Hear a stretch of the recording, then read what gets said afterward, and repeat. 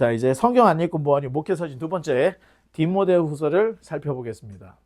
넘겨보면 자, 로마의 대화재가 64년 7월 정도로 우리가 생각을 합니다. 그러면 기독교 밖에는 64년 7월 이후부터 시작이 됐다. 그리고 사도 바울이 그때 체포가 된 걸로 보는데, 그렇다면 디모데후서는 잡히고 난 이후에 감옥에서 쓴 편지이기 때문에 아마도 65년에서 66년 정도로 우리가 생각을 합니다.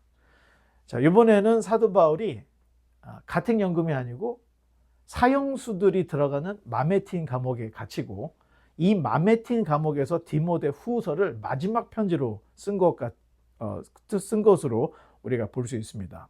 자, 바울이 다시 로마에 재투옥이 됐을 때 사실 또다시 추록을 할 수 있다고 하는 희망이 전혀 보이지 않는 상황이었습니다. 그 전까지만 해도 어떤 재판이 진행이 되면 오가는 게 있었던 거야.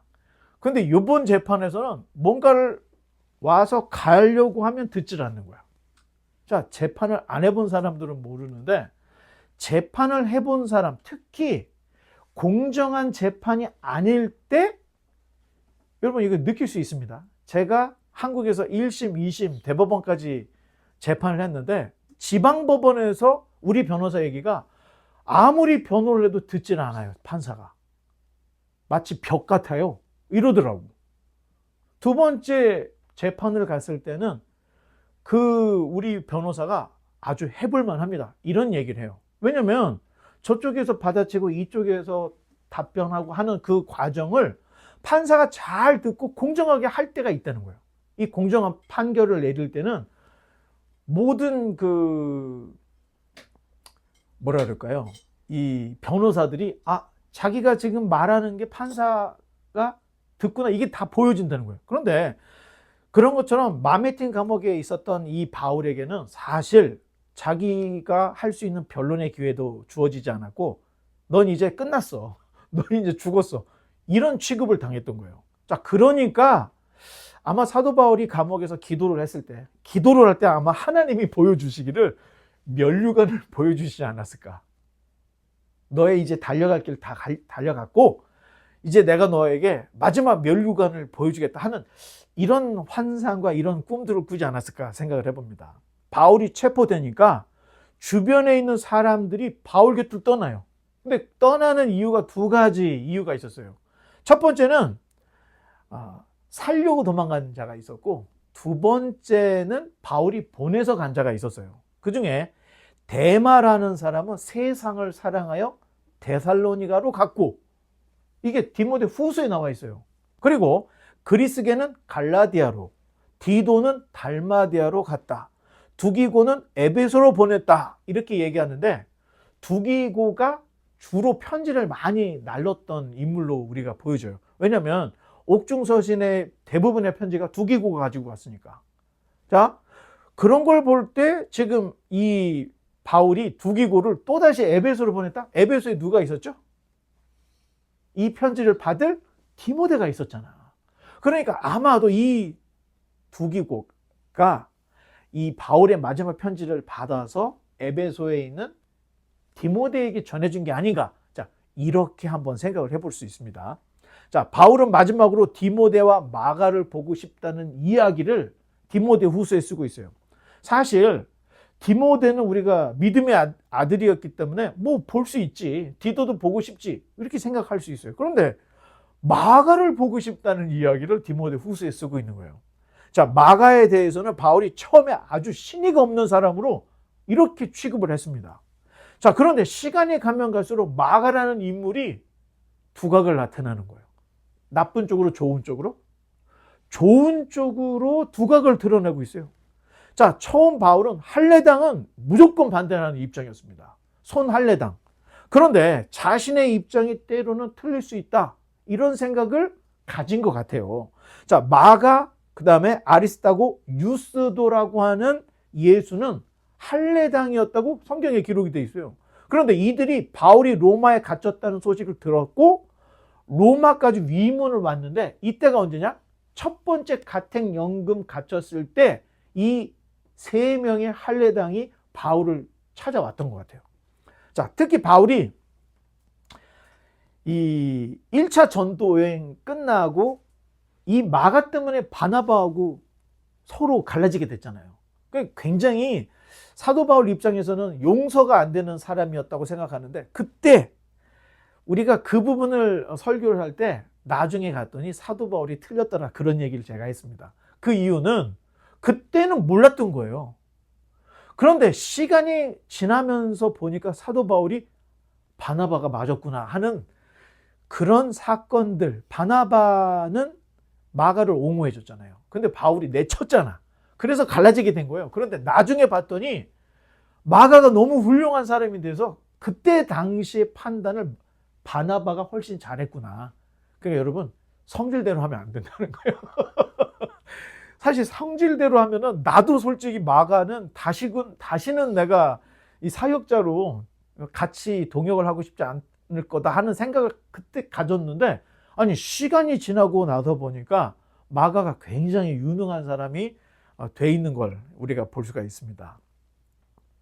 자, 그래서 마지막으로 마가의 손을 한번 꼭 붙잡고 싶지 않았을까. 그래서 디모데에게 넣어올 때 마가가 올 수 있다면 네가 꼭 마가를 데리고 와라, 이런 얘기를 합니다. 자, 하루가 다르게 찬 이 감옥에 찬기가 올라오는 거예요. 사실 바울이 건장한 사람이라면 마메틴 감옥에 뭐 쪼그리고 앉아있는 거 뭐 괜찮아요. 이 열로 데필 수가 있으니까. 그런데 나이가 많고 그 다음에 몸이 시원찮잖아.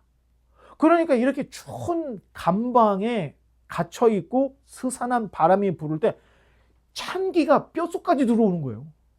자, 이런 것들을 사도 바울이 이제 경험을 하면서 이제 보니까 밖을 보니까 밖이 보이지도 않아. 근데 나뭇잎이 하나씩 떨어지는 이제 가을이 시작이 되는 거야. 그리고 조금만 있으면 이제 겨울이 돼가는데, 마치 딱 지금 우리가 요 지금 디모데후서를 보고 있는 요 계절에 사도 바울은 마메틴에 있었던 걸로 보여줘요. 자, 이러다 보니까 이제 바울의 천막도 거둘 때가 된 거예요. 사도 바울이 천막 업을 했잖아요. 그런데 그 여태까지 전 세계를 돌아가면서 천막을 치던 일을 이제 천막을 거둘 때가 됐다는 것을 딱 직감을 해요. 그래서 바울은 디모데에게 오는 길에, 자, 드로아에 있는 가보의 집에 맡겨놓았던 외투, 가죽 종이에 쓴 책, 그리고 올 때 마가를 데려오라, 이 세 가지 부탁을 합니다. 그럼 이게 무슨 소리냐? 지난 시간에 디모데 전서 디도서를 할 때 사도 바울이 2년간의 가택연금을 꺼내고 그레데에 갔다가, 그레데에서 에베소로 갔다가, 에베소에서 옥중에서 보냈던 골로새, 히에라볼리, 라오디게아를 지나서 다시 북쪽에 드로아에 갔는데, 빨리 여행을 하고 올 줄 알고 무거운 외투, 그 다음에 가족에 쓴 종이 뭐 이런 거, 자기 뭐 물건들을 드로아에 있는 가보의 집에 다 맡겨놓고 갔던 거예요. 그러다가 잡혔죠. 그러니까 지금 사도 바울이 추운 겨울이 되니까 디모데 너 올 때 요거 좀 꼭 가지고 와. 외투, 그 다음에 가죽 종이에 쓴 거, 올 때 마가를 데려오시면 될 거야. 이런 이야기가 기록이 되는 거예요. 자, 이제 바울의 바톤을, 이제 사도 바울이 죽는 것을 직감을 했기 때문에 이 바톤을 누구인가에게는 넘겨줘야 되는 거예요. 자, 그래서 그 대상이 어쩌면 디모데나 마가였을 수 있다, 이렇게 우리가 생각을 해봅니다. 자, 사도 바울은 선한 싸움을 다 싸우고 달려갈 길을 다 달려가고 믿음을 지켰습니다. 이제 그에게는 면류관이 바라다 보이는 마메틴 감옥까지 가 있는 거예요. 다메섹으로부터 열심히 달리고 뛰고 마라톤을 해서 여기까지 오는데 맨 마지막에 종착점이 로마의 마메틴 감옥에서 딱 멈췄던 거예요. 넘겨보면, 자, 디모데후서는 4장밖에 되지 않습니다. 또 넘겨보면 주제를 한번 읽어보겠습니다. 목회적 유언. 그래서 목회 서신 3권 있다고 그랬죠. 디모데 전서, 후서, 디도서. 요 3권 중에 디모데 전서와 디도서는 매우 유사하다 그랬죠. 교회와 사역자들에게 보내는 편지. 그런데 이 세 권 중에 가장 사적인 편지를 할 때는 디모데후서입니다. 이 디모데후서는 사도 바울 자기 자신의 유언이 기록이 되어 있기 때문에 그래서 어떤 이제 우리가 이렇게 볼 수가 있습니다. 그러니까 내용이 1장부터 2장까지는 충성하라는 얘기예요. 디모데에게 맨 마지막 3장에서 4장은 복음을 전파하라. 이 두 가지 이야기를 하려고 4장짜리 이 편지를 썼던 겁니다. 자, 넘겨보면 자, 성경은 교훈과 책망과 바르게 함과 의로 교육하기에 유익한 책이다. 그렇죠? 자, 요게 이 그림이 그냥 있는 게 아니에요. 자, 교훈, 하나님의 말씀으로 하나님을 바라보게 가는 거야. 그런데 얘가 딴 길로 가네. 그럴 때는 어떻게 돼요? 책망을 해야죠. 그리고 어떻게? 바른 길로 다시 가게 되죠. 바른 길. 그리고 의로 교육을 해서 결국에는 믿음의 종착까지 가게끔 해줘야 되잖아요. 이게 바로 성경이라는 것을 사도 바울이 얘기해 주는 거예요. 그래서 책망과 바르게 함과 의로 교육하기에 부족함이 없는 것이다. 성경은. 그래서 디모데에게 하나님의 말씀을 열심히 잘 읽고 가르쳐라. 이런 얘기를 하는데 디모데에게 너는 말씀을 전파하라. 어떻게? 때를 얻든지 못 얻든지. 아니, 때를 얻든지 못 얻든지라고 하는 말은 그냥 수시로 복음을 전하라는 말인 거예요. 아무 때나 전하라는 거예요. 그러니까 항상 분위기를 보고 뭐 이게 좀 보고 그러면은 시간이 다 금방 지나가 버리니까 복음을 전할 때가 있으면 때를 얻든지 못 얻든지 아무 때나 그 사람 지나가기 전에 꼭 전하라. 이런 이야기를 하면서 말씀을 전파하라. 때를 얻든지 못 얻든지 전파하라. 항상 힘쓰라. 이 세 가지 복음 전도의 원리를 이 디모데에게 가르쳐주고 있습니다. 넘겨보면 자 4장 6절을 한번 버튼을 눌러서 읽어보겠습니다. 관제와 같이 벌써 내가 부음이 되고 나의 떠날 기약이 가까웠도다. 자 여기 부음이라는 말, 떠날 이 두 말이 어쩌면 사도 바울이 자기의 마지막을 명확하게 직감을 했다. 이렇게 볼 수가 있는 거예요. 자, 특별히 여기서 부어진다 하는 이 단어는 제사 용어예요. 제물 위에 포도주를 쫙 부어. 아니, 불이 막 타는 데에다 고기를 태우고 있는 거야. 제물을. 그런데 쫙 타고 있는데 거기다가 포도주를 확 부어. 여러분 어떻게 되겠어요? 연기가 쫙 올라오면서 불이 막 쫙. 이게 drink offering이라고 하죠. 전제. 부어서 드리는 제사. 자기가 지금 그게 됐다는 거예요. 바울은 잃어버린 자, 하나님을 떠난 자를 그리스도께 인도하는 사역을 했는데 자기의 그 사역이 마치 번제단의 제물로 생각한 거예요. 그리고 이 전제의 이 제사의 끝부분에 가서 포도주를 붓잖아. 이제 이 자기의 인생을 태워서 거룩한 산 제사로 드리는 자기가 하나님께 올려드리는 이 산 제사의 끝에 자기가 부음이 되었다는 거예요. 이거는 이제 거의 이 제사가 마무리돼 가고 있다. 이런 의미로 사도 바울이 여기서 전제와 같이 벌써 내가 부음이 되었다. 이런 얘기를 해요. 그래서 떠남이라는 말은 사실 천막을 걷다. 이 막사를 철거하다. 닻을 풀다. 이런 의미가 있는 거예요. 바울은 자신의 마지막을 피할 수 없고 이제 거의 다 왔구나. 이걸 직감하면서 부음이라는 단어를 쓰고 떠날 기약이 찼다. 이제 천막을 걷어서 내 인생이 끝나지만 내 사역은 끝나지만 다음 너희들이 계속 이어나가야 되니까 내가 너희를 부르고 있는 거야. 자, 이런 이야기들을 지금 디모데 후서에서 하고 있습니다. 넘겨보면 여기가 바로 사도 바울이 갇혔던 마메틴 감옥. 여러분들이 지금 그 성지순례를 가보면 이게 볼 수가 있어요. 바울의 제2차 로마 투어는 죽음의 감옥이라고 알려졌던 이 악명 높은 마메틴 감옥에서 이제 갇히게 되었는데 지금 이게 돌로 이렇게 되어 있지만 사실은 이 망치와 정으로 이렇게 쪼아가지고 만든 감옥인 거예요. 굉장히 지하 감옥. 그 입구에 뭐라고 써 있냐? 이곳에 들어가는 자는 모든 희망을 버려라. 누구도 살아서 나올 수 없는 곳이다. 이런 문구가 쓰여 있는 곳이에요.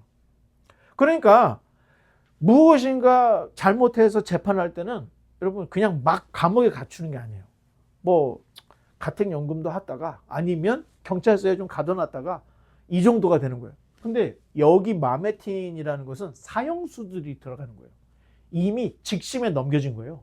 그래서 사도 바울은 다른 곳이 아닌 가장 악명높은 살아서 나올 수 없다고 하는 이 마메틴 감옥에 딱 갇히게 된 겁니다. 여기에 창문이 없어요, 여러분. 그러면 컴컴하겠죠? 그런데 여기 어딘가에 구멍이 하나가 있는 거예요. 근데 그 구멍이 뭐냐? 그 구멍을 통해 이렇게 보면 사형장으로 가는 길 하나가 딱 보이는 거예요. 그러니까 여기서는 살아서 돌아갈 생각을 하지 말아야 돼.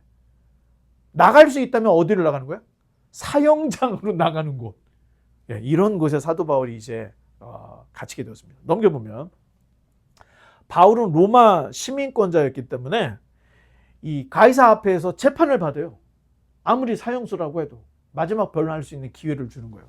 그리고 아마 이때 이 사도 바울이 자기의 그 가이사 앞에서 마지막 재판을 딱 받고 이제 사형 바로 직전에 이 재판을 할 때 에베소에 있던 디모데가 로마에 도착을 한 것 같아요. 그리고 바울의 최후 변론의 기회가 있을 때 바울도 변론했지만 아마 디모데도 온 힘을 다해서 사도 바울의 구명을 위해서 노력을 한 것 같아요. 우리가 이렇게 보면 전설의 고향인가? 아닙니다. 다음 시간에 볼 히브리서에 보면 디모데가 갇혀요. 왜 갇혀? 지금 사도 바울은 죽기로 결정이 난 사람이에요. 그리고 마지막 최후 변론을 하라고 했는데 디모데가 나서서 사도 바울은 죽여서는 안 된다.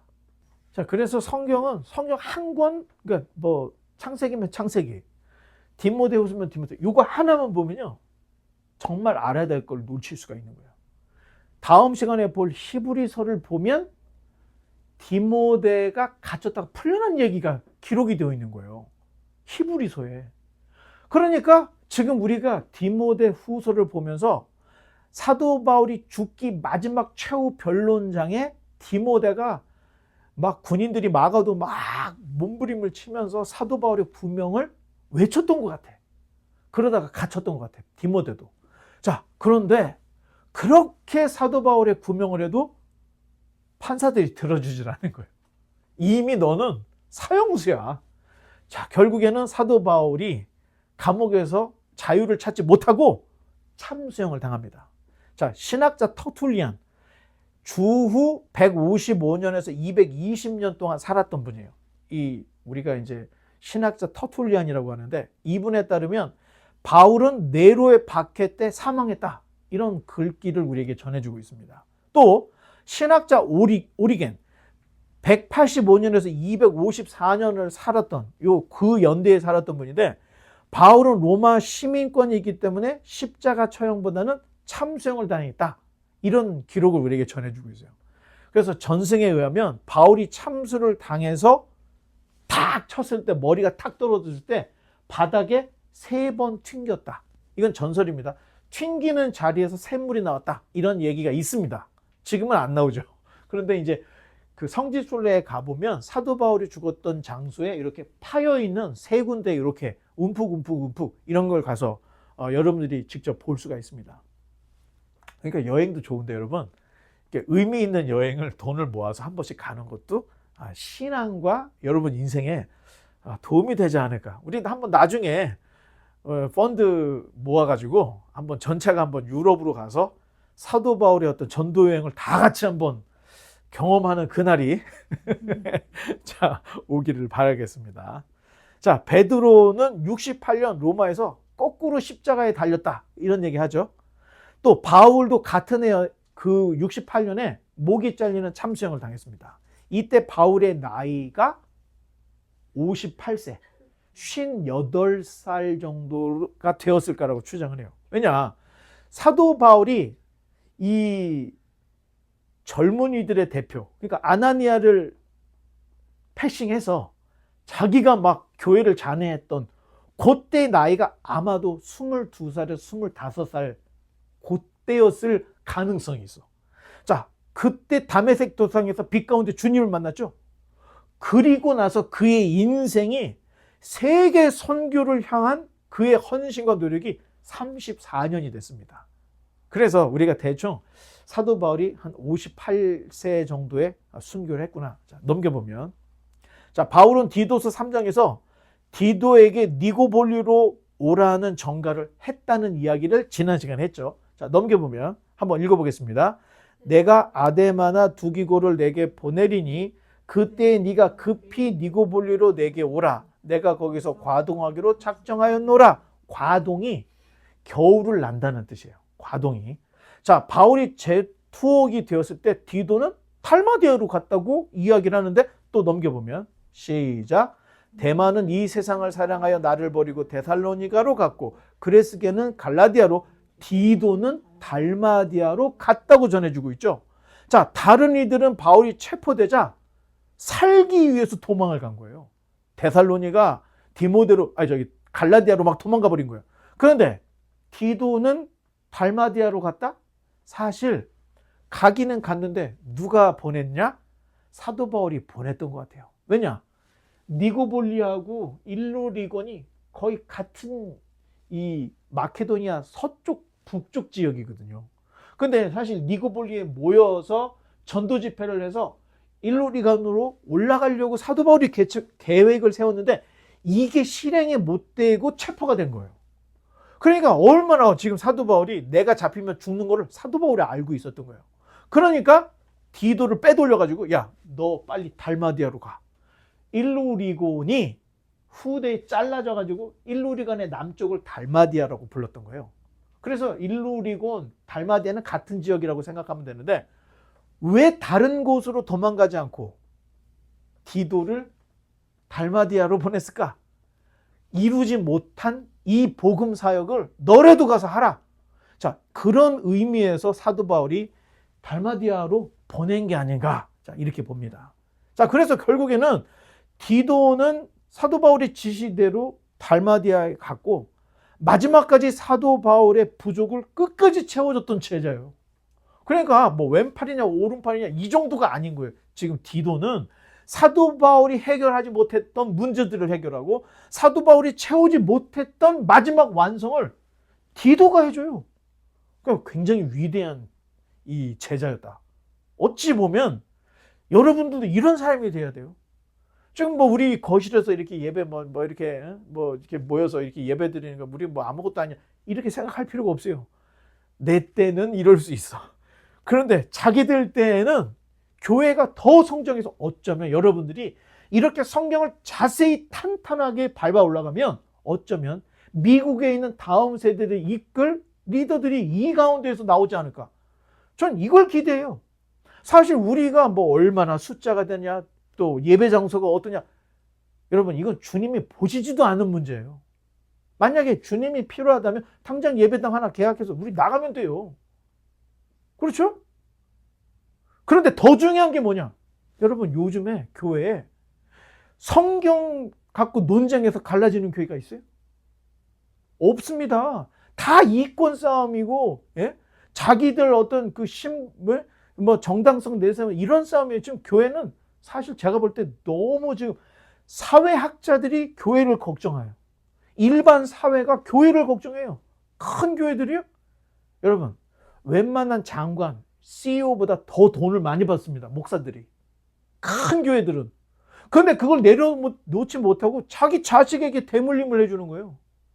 이런 일들이 너무 많으니까 사회에서 교회가 이런 곳이 아닌데 내 교회를 내 자식한테 물려준다 할 때는 여러분 이게 교회가 작을 땐 문제도 안 돼. 빚더미 교회인데, 예? 부모님 교회 빚더미 교회 얻으면 누구도 말을 안 해요. 그런데 웬만한 장관이나 CEO보다 더 큰, 예? 사례금을 받는 교회, 재산이 어마어마한 교회인데 이 교회 자기 자식한테 줄다 할 때는 재산에 눈이 어두운 모습이 보여지는 거예요. 사회 사람들도. 그러니까 교회에 대해서 얘기를 하는 거죠. 그러니까 사람들이 뭐예요? 교회를 가나 교회를 안 가나 다 똑같다고 생각한다는 거예요. 왜? 아니 목사들도 청년 결백하지 않고 지 아들한테 교회 물려주려고 재산 저렇게 은닉하고 스캔들 일어나고 하니까 여러분 지금은 내가 볼 때 소망이 없습니다, 교회에. 하지만 여러분들이 성경을 제대로 배워서 다음 세대를 이끈 여러분들의 시대가 된다면 저는 여러분들에게 폭발적인 성령의 역사가 일어나서 회개 운동뿐만 아니라 하나님의 말씀으로 돌아가자고 했던 호세아가 뭐래요? 우리 하나님께 돌아가자? 이 백성이 지식이 없어서 망한다고 얘기했습니다. 하나님에 대한 그냥 교회에서 내가 비나이다는 그 정도의 하나님이 아닌 창조, 이스라엘을 선택해서 인류를 구원하려고 했던 그 위대한 하나님을 성경을 통해서 깨달은 이 사람들이 일으키는 부흥이라는 것은 여러분 양적인 부흥 이런 게 아니에요. 질적으로 엄청난 부흥을 가져다 줄 수 있다. 자, 저는 이렇게 생각합니다. 자, 비록 사도 바울이 체포되어서 이제 더 이상 전도 활동을 할 수 없게 되었지만 사실 기독교 역사가 거기서 끝난 게 아니에요. 이게 중요한 얘기입니다. 일반 종교학자, 비기독교인들은 바울이 기독교를 창시했다고 얘기해요. 그럼 바울이 죽었으면 끝나야 되잖아요. 그런데 바울이 죽어서도 교회는 더 큰 확장을 했다는 겁니다. 그리고 그 당시에 전 세계를 석권했던 로마도 기독교를 받아들이지 않을 수 없는 그런 환경이 됐던 거예요. 그래서 우리에게 지금 사실 기독교가 들어가지 않은 곳이 세부적으로 따졌을 때 몇 군데 해가지고 있습니다. 아직 복음이 안 들어간 곳이 있긴 있어요. 그런데 어떻게 보면 지구본을 놓고 보면 전 세계 복음이 퍼졌다 이렇게도 볼 수가 있다는 거예요. 세부적으로는 안 들어간 곳이 있습니다. 그런데 넓게 보면 복음이 예루살렘 시작해서 이미 세계를 몇 바퀴를 돌았다 이렇게 해도 과언이 아니라는 이런 시대를 살고 있어요. 이런 시대를 지금 이방인의 선교 시대라고 하는데 여러분 이방인의 선교 시대가 지금 기울고 있다는 걸 알아야 돼요. 처음 예수님과 초대교회 시대 전까지만 해도 유대인의 구원, 유대인의 어떤 복음, 유대인을 위한 세상이었다고 본다면 지금은 이방인 선교 시대입니다. 그런데 그게 2000년이 지났어요. 그리고 이방인의 선교 시대는 기울고 있습니다, 여러분. 그리고 더 놀라운 것은 다시 예수님을 찾는 유대인들이 늘어나고 있다는 거예요. 점점 늘어나요. 메시아닉 주이시들이. 그러면 이 세상 우리가 한번 잘 이성적으로 생각해봐도 이방인의 선교 시대가 지고 마지막 때가 도래하는 게 아닌가? 여러분 이게 합리적인 생각이라는 거예요. 그래서 다들 말세하는 겁니다. 자, 비록 바울은 체포되었지만 니고볼리, 일루리곤 이 달마디아의 전도를 멈추지 않게 디도를 보냄으로 사역은 바울은 죽었지만 사역은 멈춰지지 않았다. 자, 이런 이야기를 디모데 후서를 통해서 우리가 봐야 됩니다. 이제 말씀의 결론 맺겠습니다. 자, 바울은 순교했고 사도 요한을 제외한 모든 예수님의 12 제자들 다 순교를 했어요. 자, 사도들의 제자들도 거의 대부분이 순교했어요. 우리가 알고 있는 요한의 제자들, 또 베드로의 제자들 다 순교했습니다. 그들의 순교의 이유는 인류를 구원할 예수 그리스도의 복음을 알았기 때문에 자기만 알 수가 없는 거야. 그러니까 그리스도를 알지 못하는 이들에게 그리스도를 당연히 전해. 이게 복음의 확장 능력이래요. 복음을 받아들이면 이 복음을 안전할 수가 없는 거예요. 여러분 생각해 보세요. 지금 인류의 이 문제가 굉장히 큰데 유튜브만 봐도 인간이 늙어가는 이 노화는 질병이다. 그렇죠? 또 몸이 너무 뚱뚱해지는 것도 질병이다. 이렇게 규정을 하고 연구를 해서 여러분 이제 앞으로 몇 년 후에는 이제 체중이 다들 이 표준 체중이 될 거예요. 그런 뭐 약이나 뭐 이런 치료로. 그리고 인간 수명도요. 성경에 얘기했던 120세를 넘을 수도 있어요. 이런 시대를 지금 우리가 살고 있다는 거예요. 자, 그런데 이렇게 인간의 수명을 늘리거나 질병을 고치는 이야기도 유튜브에 막 뜨고 뉴스에 뜨고 이러잖아요. 근데 여러분, 지옥 갈 인생을 하나님 백성이 되어서 영원한 천국으로 가게 된다. 구원의 깊은 소식이다. 이거 안전하겠습니까? 내가 복음을 들어서 정말로 영생을 소유한 구원받을 자가 됐다면 이 복음을 안전할 수가 없다는 거예요. 이 복음을 전하다 예수님의 모든 제자들이 거의 다 순교를 당했다는 겁니다. 이분들의 노력으로 우리가 복음을 받았는데 여러분들이 지금 여기 앉아 있다는 것은 예수님 믿은 거예요. 하나님의 자녀가 된 거예요. 그렇다면 우리에게 반드시 쫓아오는 사명감이 있다는 겁니다. 내가 돈을 주고 산 것이 아니었기 때문에 내가 받은 이 복음을 나도 값없이 죽어가는 수많은 사람에게 전해줘야 될 의무가 있다는 거예요. 복음을 전할 책임, 복음을 전할 의무, 바로 이 구원의 은혜 속에 이런 사명이 있기 때문에 사실 우리가 성경을 통해서 복음을 정확하게 깨달았다면 사도 바울처럼 온 세상 돌아다니면서 복음 전하고 싶은 열망이 일어나는 게 당연하다는 거예요. 바라기는 지금 여러분들이 학생들이고 이러니까 공부도 해야 되고 여러분 괜찮습니다. 여러분들한테 다 때려치고 복음을 전하라는 게 아니에요. 여러분들이 살고 있는 중에 여러분 친구들 가까이 지는 사람한테 복음을 전할 수 있는 기회가 돼서 복음을 전했으면 복음을 전하면 돼요. 굳이 여러분들이 학교 때려치고 직장 때려치고 복음 전하라는 얘기 아니에요.